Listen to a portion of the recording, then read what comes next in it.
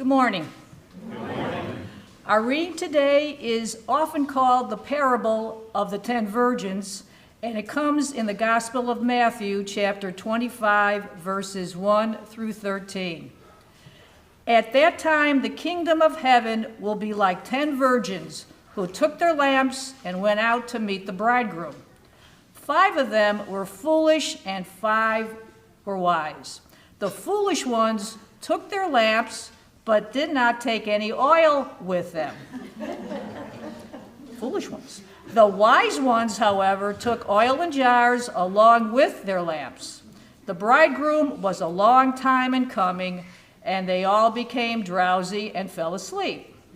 At midnight, the cry rang out, "Here's the bridegroom, come out to meet him." Then all the virgins woke up and trimmed their lamps. The foolish ones said to the wise, "Give us some of your oil. Our lamps are going out." "No," they replied, "there may not be enough for both us and you. Instead, go to those who sell oil and buy some for yourselves." But while they were on their way to buy the oil, the bridegroom arrived. The virgins who were ready went in with him to the wedding banquet, and the door was shut. Later the others also came. "Lord, Lord," they said, "open the door for us." But he replied, "Truly I tell you, I don't know you. Therefore keep watch, because you do not know the day or the hour."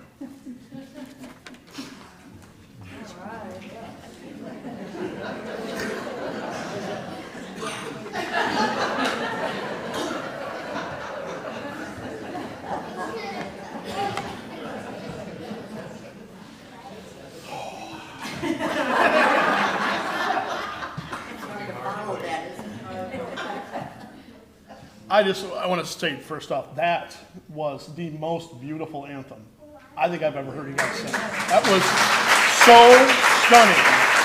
Oh my God. Wow. Absolutely incredible. This choir, I tell you. Whew. Anyway, we got a text. So I was this close this week to throwing out this parable and moving on from the wise and foolish virgin story forever. I read it over and over in every conceivable translation. I read all these resources about it, anything I could find to try and make sense of it, but I could not shake the feeling that this is the dumbest and strangest story in the Bible. There just seemed to be no meaning, zero meaning to take from it. It certainly seemed to have zero application for the lives that we live. So on Thursday, Wendy and you and I were talking about it, I said goodbye to the virgins and decided it was just time to move on.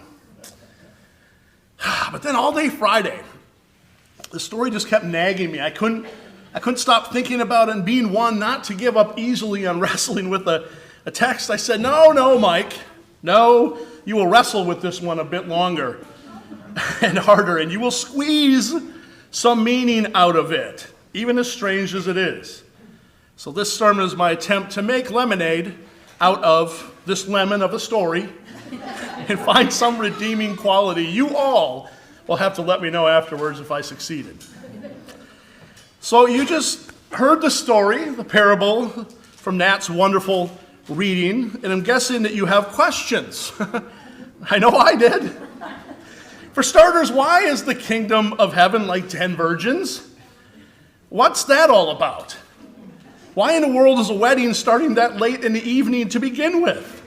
Imagine getting a wedding invite and you're like, cool, a wedding, and they're like, hey, it starts at 10 p.m.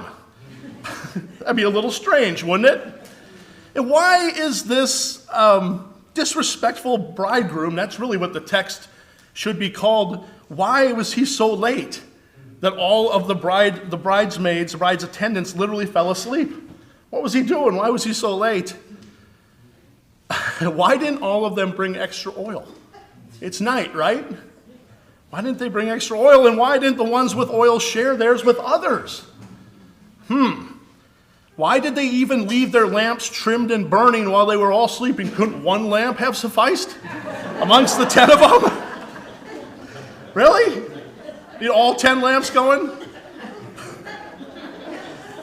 And finally, why, after the foolish virgins go and somehow find more oil after midnight, apparently some oil shop was open late, why when they get back was the response so harsh and that they were shut out of the wedding party forever? Truly, I tell you, I don't know you.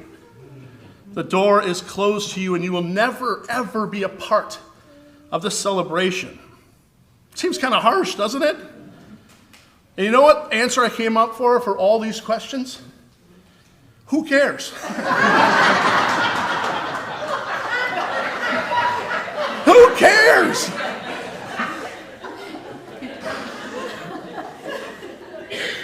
End of sermon. Let's go to hospitality. I'm kidding. The more I lived with this strange story, believe it or not, the more intrigued with it actually I became.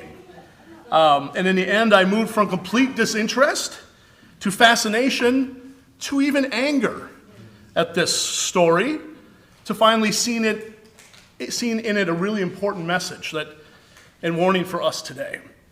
So welcome to the world of sermon writing. First, a bit of context about this story. Do you remember the text from the Gospel of John where Jesus is at a wedding and his mom says, hey, they're out of wine, dude. Can you go make some more wine? And he grumbles. And then he goes and he makes enough wine for about 50 wedding celebrations in those massive ceremonial vessels. Do you remember that story, the wedding at Cana? Well, that story shows us that weddings in ancient Israel were a really, really big deal.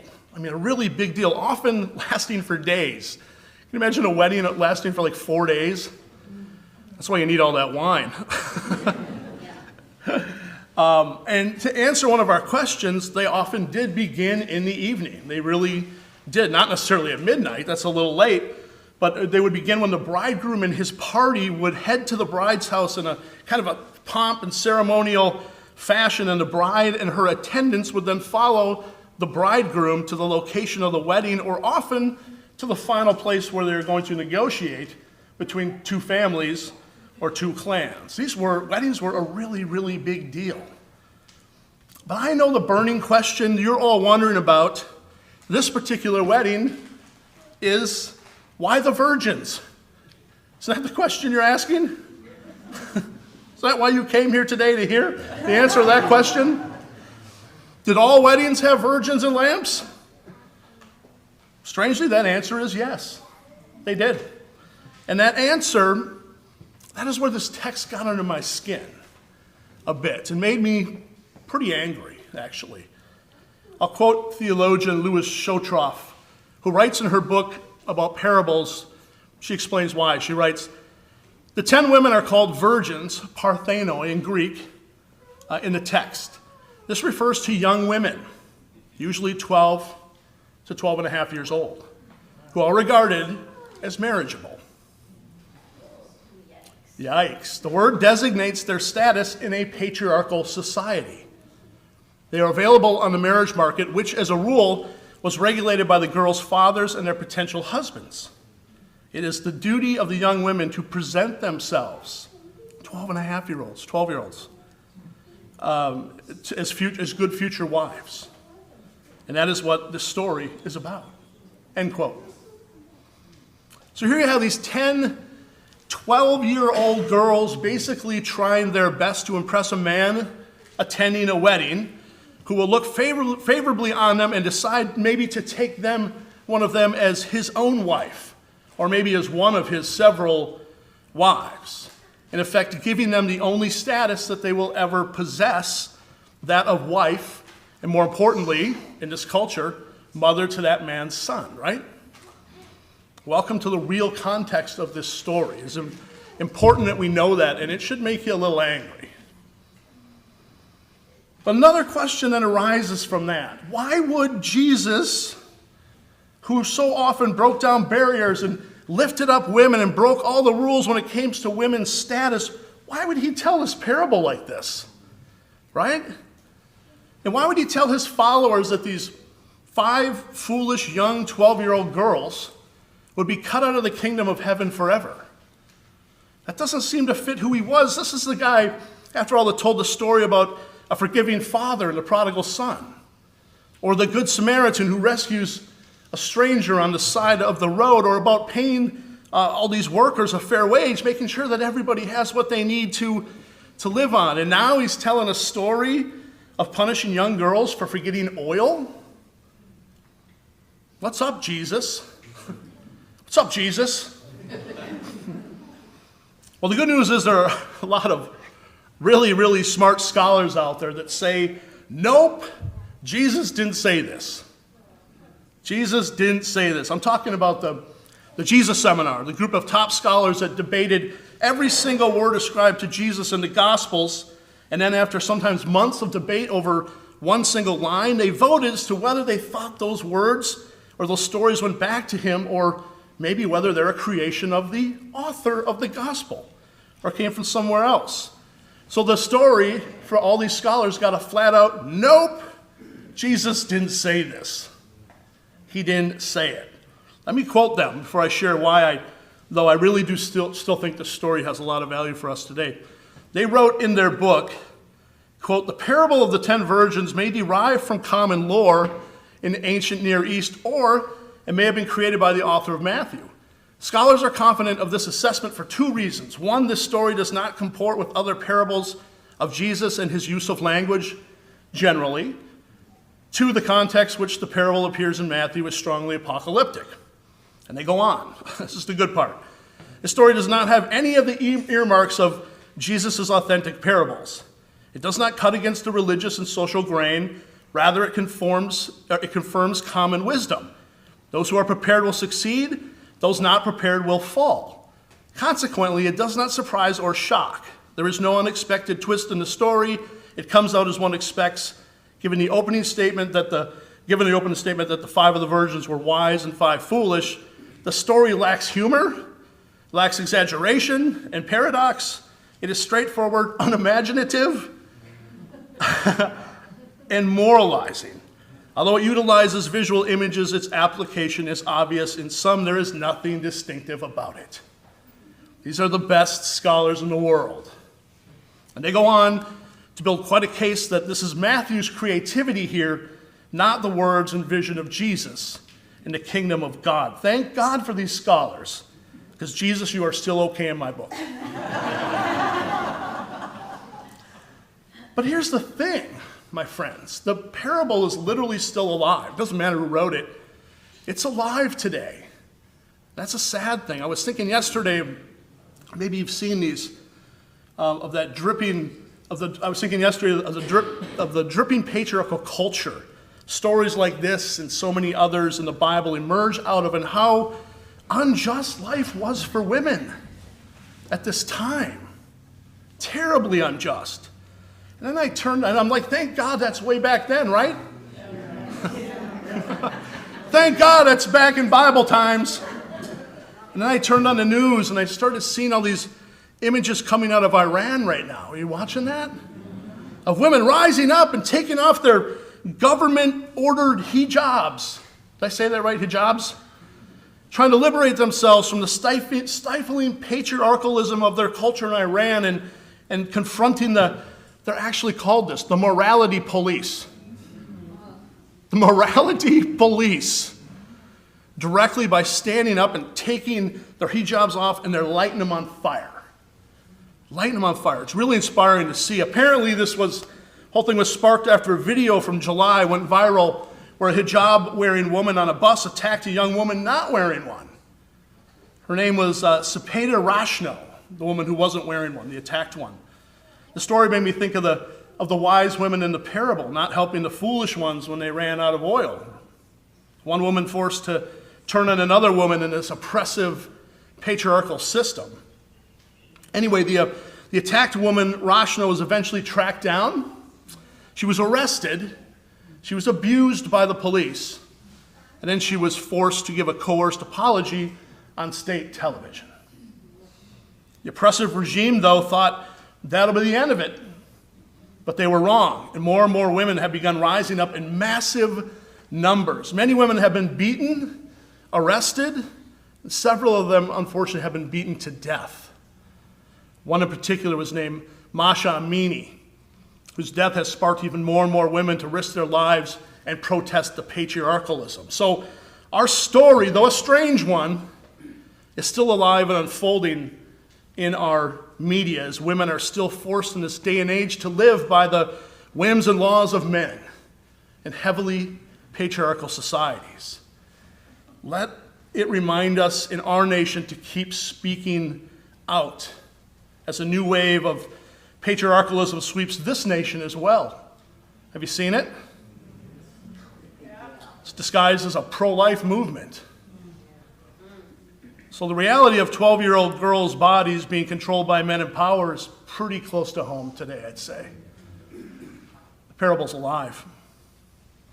But the story reminds us of something else important. It's at the very end where Jesus, he says, "Therefore keep watch, for you do not know the hour or the day." Some translations say keep awake. And I think as we head into a raucous and scary political season here, are you ready for the next 3 weeks? With so much at risk in our nation, our world, that line, keep awake, has just a little extra urgency to it, doesn't it? It's tempting these days to want to just be like the virgins and just go and fall asleep or check out because the times just feel too dark and too dreadful. But we can't do that. You heard it in that parable. Stay awake. For example, speaking of women and girls, there are bills right now in so many states in this nation, and soon to be on a national level, about banning abortion. In all cases, making raped 12-year-old girls literally carry a baby to birth with no choice for her or her parents. In light of these bills, we need to stay awake. We need to speak up. We got to vote, and we got to keep watch. The climate is changing so fast right now as climate change deniers keep sneaking into power, holding up needed changes and making policies that are just terrible for our earth that we love, that we live, that we breathe in, leading to bigger and bigger, worse climate catastrophes. We just saw a massive hurricane that could only get that way because the water's so warm, right? It's climate change, and people are denying it. So we need to stay awake. We got to speak out. We got to vote. And we got to keep watch. States are enacting laws geared towards hurting our LGBT plus families and friends. 13 states just this year have enacted new laws aimed at curbing rights, opening the door to more hateful, divisive, and uninclusive attitudes and paving the path to potential violence against them. We got to stay awake. Folks, we got to stay awake. We got to speak out. We got to vote. Acts of anti-Semitism are on the rise around the nation for some reason, with NPR reporting that the highest year for anti-Semitic 7% from last year, 37% from 2020. The numbers were trending down until 2016. I wonder what spurred that. We now have the highest number of assaults, vandalisms, murders, and more in the 40 years since they've been tracking those numbers. We got to stay awake. We got to stay alert. We got to vote. We got to stay awake. Now we could go on, but the point is clear. The values that we hold, the values that we believe Jesus held, kindness, inclusion, love of creation, love of neighbor, well, they're under attack right now. And sometimes it's just so tempting to check out. You want to get back in bed, right? Pull those covers over your head, go back to sleep. But we got to stay awake. And we got to keep alert, for there's too much riding on not doing so. The parable, more than anything else, reminds me of the importance of that. Stay awake, even as hard as it can be, because we have work to do to make the kingdom of God Jesus believes so strongly in a real reality among us. That ain't going to happen by sleeping our way through life when we are tired, like those maidens, and we're drained. It's only going to happen by us staying awake to the realities of the world, encountering them with love, compassion, and hope. Stay awake. Stay awake. Don't get tired. The world needs you. I hope I did the strange parable some justice today, my friends, as I went full circle on it.